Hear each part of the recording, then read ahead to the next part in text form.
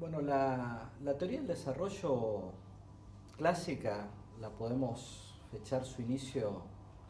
en los años 40 del siglo XX y está asociada primero con nombres de economistas de países desarrollados o de Europa, porque algunos en realidad eran de países un poco periféricos como Nurkse, que venía de Estonia, pero la primera fase de la teoría está dominada por autores como Hirschman, Nurkse, Rosenstein-Rodan, Rostow, Lewis, autores que desde los países desarrollados en realidad trataban de,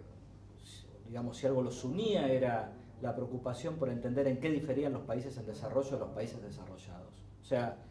creo que la mayor parte de esos autores existía la idea de que había diferencias estructurales entre los países desarrollados y los países en desarrollo y que no eran meramente los países en desarrollo naciones que por su propia dinámica iban a atravesar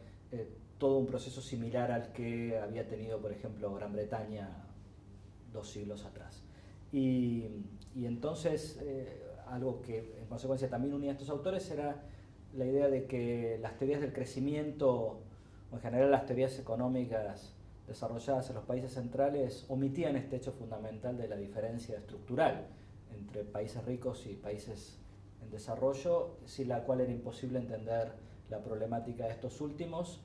es decir, por qué eran pobres, y mucho menos recomendar acciones o cursos de política destinados a cambiar esa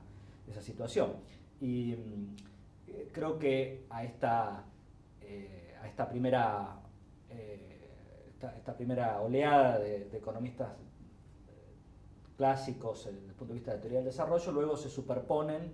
preocupaciones más específicas que tenían algunos economistas latinoamericanos, pero también asiáticos o africanos, más adelante, que desde los propios países en desarrollo también consideraban que las teorías económicas desarrolladas en el mundo central no siempre eran adecuadas para entender la problemática de los países pobres y fundamentalmente por esta misma razón de las diferencias estructurales entre países ricos y países pobres, pero creo que los autores latinoamericanos en particular agregaban una cosa fundamental, que es que no solo los países en desarrollo diferían a partir de cuestiones estructurales con los países desarrollados, sino que además diferían porque se habían insertado en la División Internacional del Trabajo de una manera diferente a los países desarrollados, y entonces creo que a esta, si podemos identificar una primera camada de economistas clásicos desde el punto de vista del desarrollo, como mencioné antes, Rosenstein-Rodan, Nurkse, etc., aparece una preocupación más propia de lo que en América Latina se diría llamar luego el estructuralismo y más tarde la teoría de la dependencia, que es la cuestión de la inserción en la División Internacional del Trabajo